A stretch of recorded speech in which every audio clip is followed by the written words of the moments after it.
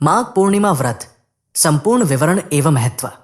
माघ पूर्णिमा हिंदू धर्म में विशेष रूप से पुण्यदायी और शुभ तिथि मानी जाती है। ये माघ मास के शुक्ल पक्ष की अंतिम तिथि होती है, जिसके बाद फाल्गुन मास का आरंभ होता है। धार्मिक मान्यताओं के अनुसार इस दिन पवित्र नदियों में स्नान, दान, व्रत और पूजा करने से समस्त पाप नष्ट हो जाते हैं और मोक्ष की प्राप्ति होती है। माघ पूर्णिमा का पौराणिक महत्व। प्राचीन ग्रंथों में माघ पूर्णिमा का अत्यधिक महत्व बताया गया है। स्कंद पुराण, पद्म पुराण और महाभारत में इस तिथि को विशेष पुण्यकारी माना गया है। मान्यता है कि इस दिन देवता स्वयं गंगा, यमुना, नर्मदा, सरस्वती और अन्य पवित्र नदियों में स्नान करने के लिए धरती पर आते हैं। इसलिए इस दिन पवित्र नदी में स्नान करना अत्यंत शुभ और मोक्षदायक होता है।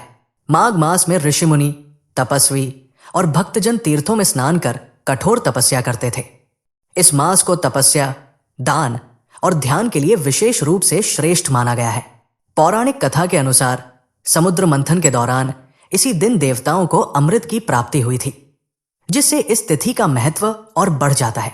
भगवान विष्णु और भगवान शिव की पूजा इस दिन विशेष रूप से लाभकारी मानी जाती है।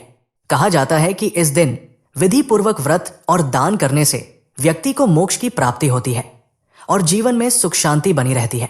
माघ पूर्णिमा व्रत और पूजन विधि। माघ पूर्णिमा के दिन प्रातः काल ब्रह्मा मुहूर्त में उठकर स्नान करने का विशेष महत्व होता है।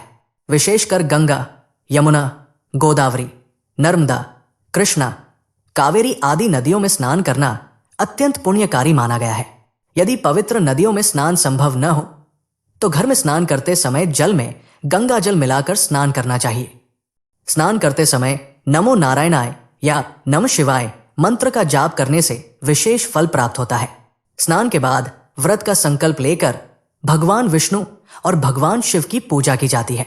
घर के मंदिर में गंगा जल से भगवान का अभिषेक कर उन्हें पुष्प, धूप, दीप और नैवेद्य अर्पित किया जाता है। विशेष रूप से इस दिन भगवान विष्णु के सामने दीप जलाकर तुलसी के पत्तों के साथ पीतांबर अर्पित करने से अत्यधिक पुण्य प्राप्त होता है। शिव भक्त इस दिन शिवलिंग का जलाभिषेक और रुद्राभिषेक कर भगवान शिव की कृपा प्राप्त करते हैं। पूजन के दौरान भगवद गीता, विष्णु सहस्त्रनाम, शिव चालीसा और अन्य धार्मिक ग्रंथों का पाठ करना अत्यंत शुभ माना जाता है। यदि संभव हो तो इस दिन यज्ञवन करना भी विशेष रूप से लाभकारी होता है। माघ पूर्णिमा पर दान का महत्व। माघ पूर्णिमा के दिन दान का अत्यधिक महत्व बताया गया है। धार्मिक मान्यताओं के अनुसार इस दिन किया गया दान कई गुना बढ़कर फल देता है। इस दिन अन्न, वस्त्र, तिल, गुड़, घी, कंबल और दक्षिणा दान करने से समस्त पापों का नाश होता है और पुण्य की प्राप्ति होती है। इस दिन गौदान, गाय दान और अन्न दान का भी विशेष महत्व होता है। गरीबों, ब्राह्मणों और जरूरतमंदों को भोजन कराना और वस्त्र दान करना अत्यंत शुभ माना जाता है। ऐसा करने से व्यक्ति के पितरों को भी शांति मिलती है और उनका आशीर्वाद प्राप्त होता है। माघ पूर्णिमा पर मंत्र जाप और हवन। इस दिन विशेष रूप से नमो भगवते वासुदेवाय मंत्र का जाप करने से मनोवांछित फल की प्राप्ति होती है। भगवान विष्णु की आराधना करने वाले भक्त इस दिन विष्णु सहस्त्रनाम और नारायण स्तोत्र का पाठ करते हैं, जबकि शिव भक्त महामृत्युंजय मंत्र और रुद्राष्टक का जाप कर शिव कृपा प्राप्त करते हैं। यदि संभव हो तो इस दिन हवन करना भी शुभ होता है। हवन से घर में सकारात्मक ऊर्जा का संचार होता है और जीवन में सुख शांति बनी रहती है।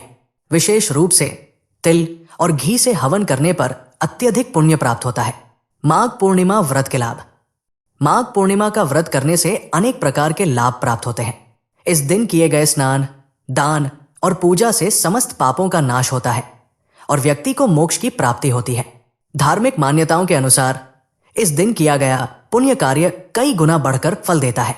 पितरों की शांति के लिए भी ये दिन अत्यंत शुभ माना गया है। इस दिन पितरों को जल तर्पण और श्राद्ध करने से उनका आशीर्वाद प्राप्त होता है। इसके अलावा इस दिन व्रत करने से व्यक्ति को दीर्घायु, आरोग्य और समृद्धि की प्राप्ति होती है। माघ पूर्णिमा पर क्या करें और क्या न करें। माघ पूर्णिमा के दिन कुछ खास नियमों का पालन करना बहुत आवश्यक होता है ताकि इस दिन का संपूर्ण पुण्य प्राप्त हो सके। माघ पूर्णिमा पर क्या करें और क्या न करें। माघ पूर्णिमा के दिन कुछ खास नियमों का पालन करना बहुत आवश्यक होता है ताकि इस दिन का संपूर्ण पुण्य प्राप्त हो सके। क्या करना चाहिए? माघ पूर्णिमा पर प्रातःकाल जल्दी उठकर स्नान करना विशेष रूप से महत्वपूर्ण होता है। यदि संभव हो तो गंगा, यमुना, नर्मदा, सरस्वती या किसी अन्य पवित्र नदी में स्नान करना चाहिए। यदि नदी स्नान संभव न हो तो घर में ही गंगा जल मिलाकर स्नान करें। स्नान करते समय मंत्रों का जाप करना लाभकारी होता है। विशेष रूप से नमो नारायणाय और नमः शिवाय का जप करने से विशेष पुण्य प्राप्त होता है। भगवान विष्णु और शिव की पूजा करने का विशेष महत्व होता है। भगवान विष्णु को तुलसी पत्र, फल, पीले फूल और पीले वस्त्र अर्पित करें। शिवलिंग का जल, दूध और बेलपत्र से अभिषेक करें। यदि संभव हो तो व्रत रखें और पूरे दिन सात्विक भोजन करें। व्रत के दौरान फलाहार या केवल एक समय भोजन करने से विशेष फल प्राप्त होता है। दान का अत्यधिक महत्व बताया गया है, इसलिए इस दिन अन्न, वस्त्र, तिल, गुड़, कंबल और घी का दान करना चाहिए। जरूरतमंदों को भोजन कराना और ब्राह्मणों को दान देने से पूर्व जन्मों के पाप समाप्त होते हैं और पुण्य की प्राप्ति होती है। गौदान, गाय का दान भी अत्यंत फलदायी होता है। पितरों की शांति के लिए जल तर्पण करें और श्राद्ध कर्म संपन्न करें।